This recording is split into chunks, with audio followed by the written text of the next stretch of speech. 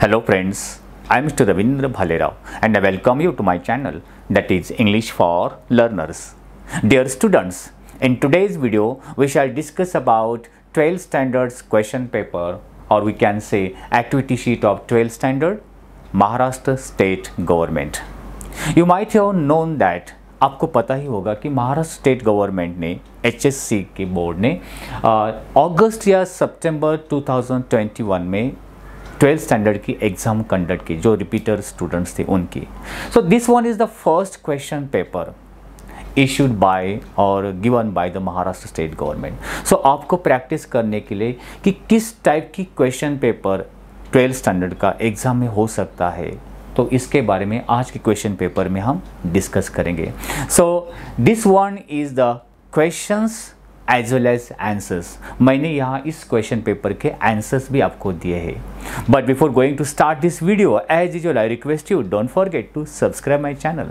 चलिए तो हम इस क्वेश्चन पेपर के बारे में डिस्कस करेंगे. ओके, सो क्वेश्चन पेपर जो अगस्त या सितंबर 2021 में आया था उसी के बारे में है. सो सेक्शन नंबर 1 जो है, जस्ट मिनट, सेक्शन नंबर 1 ए प्रोज सेक्शन के, जो आपके टेक्स्ट के प्रोज सेक्शन के रिलेटेड होते हैं. इसमें क्या आते हैं? Reading for comprehension, language study, summary and mind mapping. So this one is the first part of इस क्वेश्चन पेपर का ये फर्स्ट पार्ट होगा. Question number 1A, read the following extract and complete the activities. आपको one extract, एक passage दिया जाएगा and you have to read that passage carefully and try to solve all the activities given of that passage. देखेंगे हम passage क्या दिया है. सो यहाँ पर एक पैसेज दिया है. So we shall not waste our time by explaining this passage, and this passage is taken from your lesson, first lesson of your textbook, that is an astrologer's day. उसी में से एक पैसेज दिया है. And astrologers day, इसी के ऊपर मैंने एक वीडियो बनाई है. If you want to understand the total explanation of that lesson, you can watch that video. उसकी लिंक में डिस्क्रिप्शन बॉक्स में दूंगा. सो उसी में से ये पैसेज है कि how that astrologer use to predict the future of people. लोगों का किस तरह से भविष्य बताता है. तो उसी समय इसमें जो वो एक कैरेक्टर है, what was his name, that गुरु नायक, जिसको ये एस्ट्रोलॉजर ने मारा था. तो उसी के साथ ये डिस्कशन के ऊपर ये पैसेज है. So we have to read it carefully and बाद में आप ये पैसेज के क्वेश्चन आंसर लिख सकते हैं. डायरेक्टली हम क्वेश्चन देखेंगे. Question number A1, read out the following sentence and state whether they are true और फॉल्स फॉर 2 मार्क्स. उससे पहले मैं आपको बताना चाहता हूँ कि यहाँ पर pros section question number 1A1 जो है, तो 16 मार्क्स में से 12 मार्क्स के लिए है. ये पैसेज 12 मार्क्स के लिए है. ठीक है. हाँ, rewrite the following sentence and state whether they are true और false. You will be given a 4 sentence, या 4 सेंटेंस उसी पैसेज में दिए हैं. आपको बताना है कि वो सेंटेंस ट्रू या फॉल्स. ट्रू यानी सत्य, फॉल्स यानी असत्य, गलत. Sentence number 1, the name of the astrologer was गुरु नायक. उस पैसेज में, उस स्टोरी में जो एस्ट्रोलॉजर का नाम गुरु नायक है क्या? Actually not, it is false. Guru Nayak जो उसका अदर मैन था जिसको उसने मारा था. So it is a false one. A passer by had saved the other man. जो गुरु नायक को मारकर जो से एक वेल में गिराया था, तो उसे एक पासर बाय ने उसको बचाया था. ये ट्रू और ए फॉल्स है? Actually it is a true. Next one, the astrologer took out a pinch of salt. Astrologer ने हम एक से उसके झोली में से एक साल्ट निकाली, एंड साल्ट यानी नमक, and held it to other man, और अदर मैन के ऊपर उसको लगाया. Is it right? नो, एक गलत है. तो उसने क्या निकाला था? एस्ट्रोलॉजर टुक आउट एन ऐश वो निकालता और वो लगाई थी, जिसे आप विभूति के ऐसे कुछ कहा जाता है. Next one, a knife had pass through the other man's long ago. बहुत दिन पहले उस एक नाइफ, एक चाकू से उसे मारा था एस्ट्रोलॉजर ने. Yes, it is a true. तो इसके आंसर हम देखेंगे. इस तरह से you can write the answer. First one is false, astrologer Guru Nayak, ये फॉल्स है. Second one true, third one false, and fourth one true. Okay, so this way you have to solve this activity. Next question, A2, the other man looked gratified because choose to correct alternative from following. जो दूसरा जो Guru Nayak other man था, gratified, वो gratified था। क्यों? कारण क्या था? His enemy was going to meet him in his own village. उसका जो एनिमी है गुरु नायक का, उसी विलेज में उसको मिलने वाला था।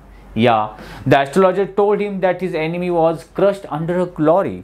क्या एस्ट्रोलॉजर ने ये बताया था कि उसका जो एनिमी है, उसका जो दुश्मन है, एक लॉरी के नीचे आकर मर गया, ये बताया, इसलिए वो ग्रेटिफाइड हुआ था। या his enemy died as he deserve. वो जो डिजर्व करता था, वो जो चाहता था कि उसका दुश्मन मर जाइए, या वो हो गए थे इसलिए वो ग्रेटिफाइड, या उसे ठीक लग रहा था। या his enemy was very happy and contented.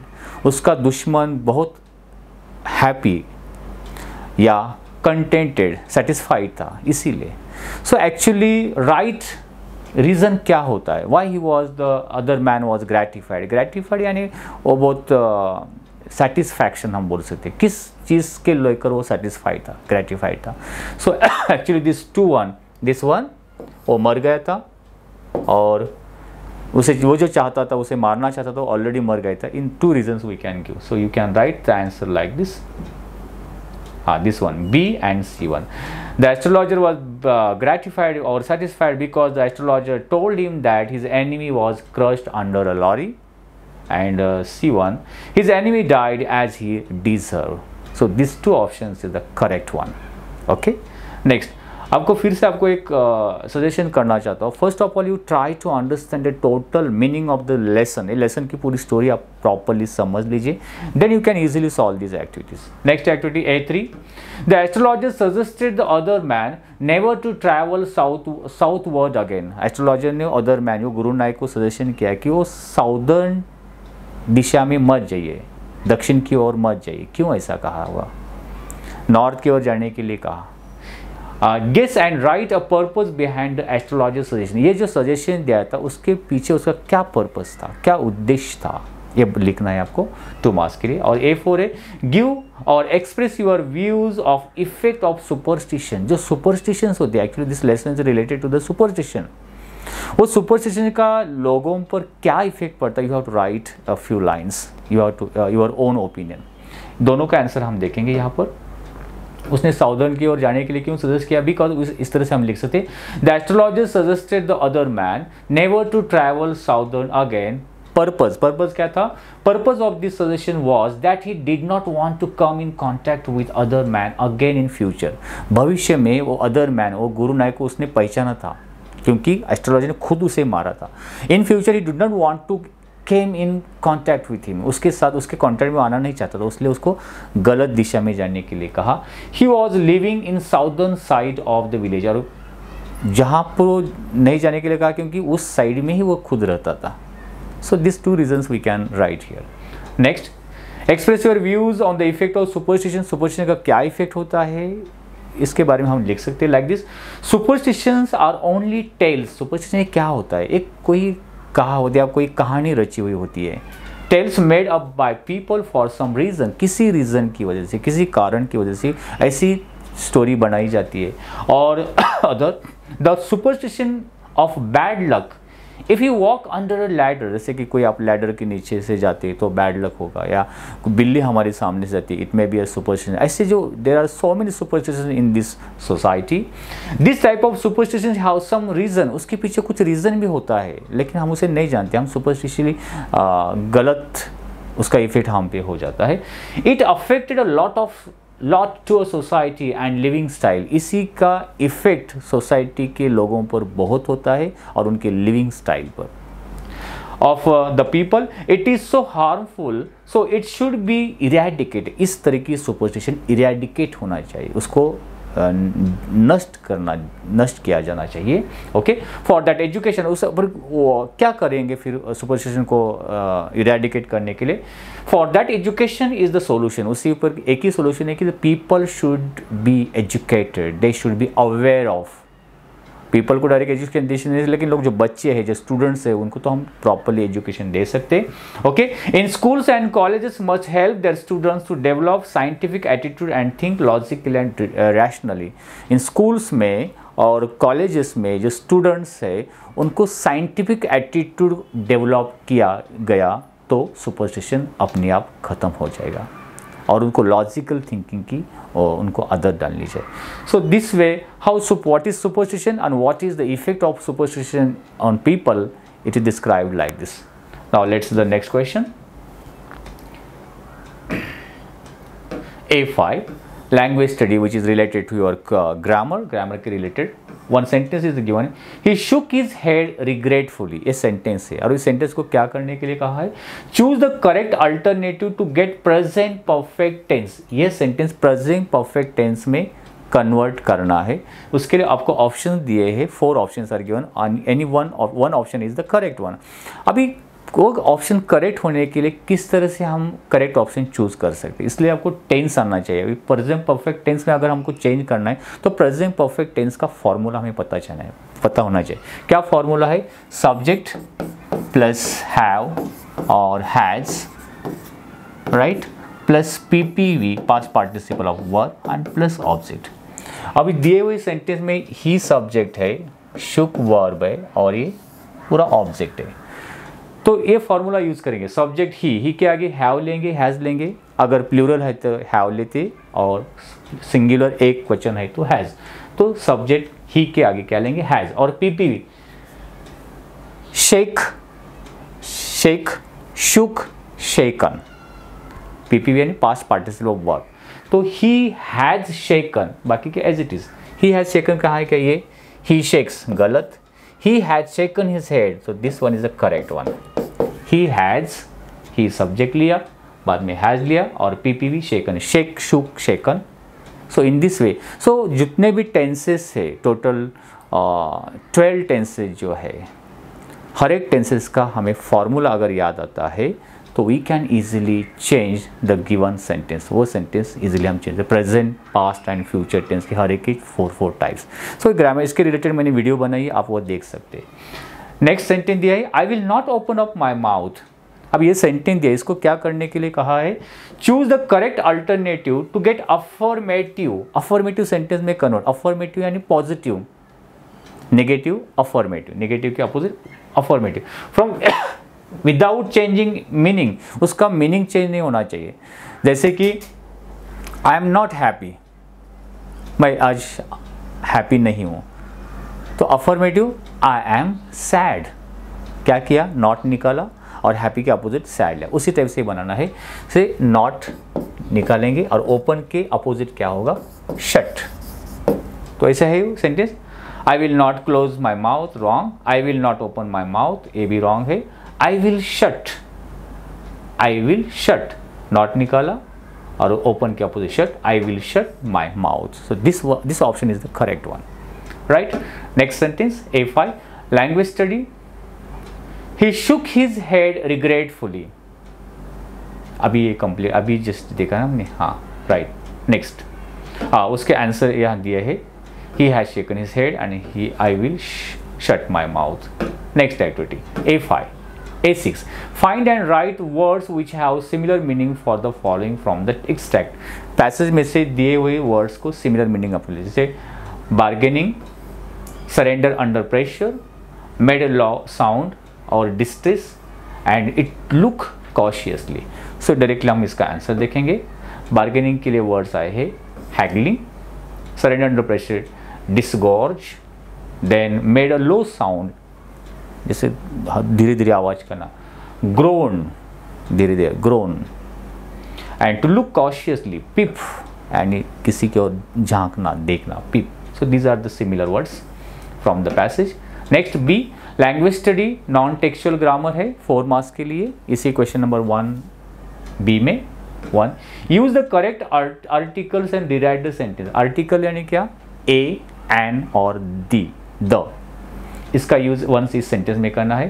Covid is one of dash dash most hazardous disease witness by dash dash world. जहाँ वन ऑफ जो सुपरलेटिव डिग्री का जहाँ वर्ड्स आता है तो वहाँ दी, द ये आर्टिकल हम लिखते one of the, so the यहाँ आएगा, और witnessed by a world, okay.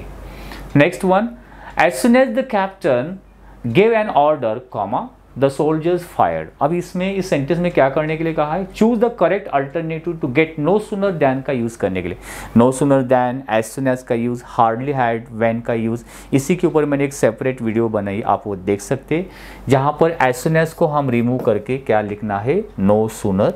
और नो सूनर का एक फॉर्मूला है, नो सूनर पहले लिखा जाता है, उसके बाद helping verb, okay, am is are was या do does did like this, और देन जहाँ पर यहाँ कॉमा से नेक्स्ट सेंटेंस कनेक्ट किया वहाँ पर दैन लिखा जाता है। तो यहाँ पर एज सून एज निकल कर क्या लिखेंगे, नो सूनर, और इसी में हेल्पिंग वर्ब नहीं है तो क्या लिखेंगे, सेंटेंस पास्ट टेंस में तो डिड लेंगे, give, gave, given, gave. So no sooner did है क्या इसमें, कहाँ पर है, देखिए यहाँ पर है। सो नो सूनर एक गलत, सी गलत। So no sooner did the captain give, did लिया इसलिए गिव का गिव में किया, एन ऑर्डर, अभी जहां पर कॉमा दिया है वहां पर then, no sooner did the captain than the soldiers fired. इसका आंसर देखिए, D and A, no sooner, did और than. So in this way a grammatical topic आप प्रिपेयर कर सकते हैं। Now let's the next question, next sentence, the teacher said comma, double inverted comma, the earth revolves around the sun. अब इसको क्या करने कहा, choose the correct alternative to get indirect narration. So they direct speech का indirect speech में change करने के लिए कहा है।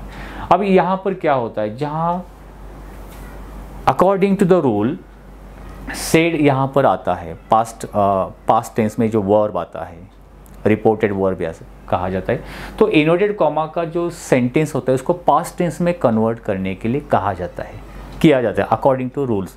बट अगर इनवर्टेड कॉमा में जो सेंटेंस है वो यूनिवर्सल ट्रूथ होता है, यूनिवर्सल ट्रूथ यानी क्या, सन राइजेस टुवर्ड्स ईस्ट, सूरज पूरब की तरह राइज होता है। अब ये तो चेंज नहीं हो सकता, यूनिवर्सल ट्रूथ है। सो इस टाइप के सेंटेंस को पास्ट टेंस में चेंज नहीं किया जाता है। जहां पर यहां भी देख सकते हैं, the earth revolves around the sun, earth जो प्लैनेट है सन के अराउंड रिवॉल्व करती है, घूमती है। This one is also universal truth, that is why we should not change the tense of this inverted commas sentence. सो इसको एज इट इज रखेंगे। सिर्फ सेड को हम टोल्ड में या सेड का सेड, और इसका ये जो है कॉमा और इन्वर्टेड कॉमा निकाल कर दैट लिख सकते। दैट क्यों, क्योंकि ये जो सेंटेंस है वो सिंपल असर्टिव सेंटेंस है। इसी के ऊपर में डायरेक्ट इंडायरेक्ट स्पीच के ऊपर भी मैंने एक सेपरेट वीडियो बनाई है, वो देख सकते। तो राइट आंसर क्या होगा, ये सेंटेंस एज इट होना चाहिए। The teacher said that earth revolved, यहाँ पास्ट टेंस में तो ये नहीं होगा। The teacher said that the earth is revolving, ये भी गलत है, इसमें कोई चेंज नहीं करना चाहिए। The teacher said that the earth had आया, ये भी गलत है। तो लास्ट वन देखिए, the teacher said that, okay, the earth revolves as it is around the sun. So this one is the correct one, right. Next sentence, spot the error and rewrite the correct sentence.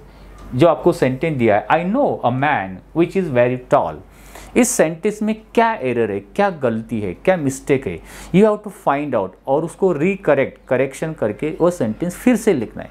अगर हम देखेंगे आई know a man which is the very tall, actually इसमें ना, हाँ, मुझे वो व्यक्ति पता है जो बहुत ही ऊंचा है। आई नो अ मैन, यहाँ पर जो विच वर्ड यूज़ किया है वो गलत है। विच वर्ड, ये अगर यहाँ उसके पहले का अगर वर्ड ह्यूमन बीइंग्स होता है तो यहाँ पर हु वर्ड्स यूज़ किया है, जो कि विच एक नॉन लिविंग थिंग के लिए यूज़ किया जाता है। तो यहाँ पर क्या गलती है, विच की जगह हु होना चाहिए, बाकी राइट है। इस तरह से आंसर ये होगा। ये तो आपको मैंने आपको एक किया, आई know a man who is very tall, तो हमने करेक्शन करके लिखा है। So friends, so this one is the first part of 80 marks question paper. 80 marks का क्वेश्चन पेपर का ये फर्स्ट पार्ट हमने देखा है। सो इस तरह से 2-3 पार्ट्स में हम इस क्वेश्चन पेपर को डिवाइड करेंगे और अच्छी तरह से आपको एक्सप्लेन करके दिया जाएगा। I hope you might have like this video. If you like it, share it, and if you have any suggestions for me, write in comment box. Wish you good day, take care, thank you very much.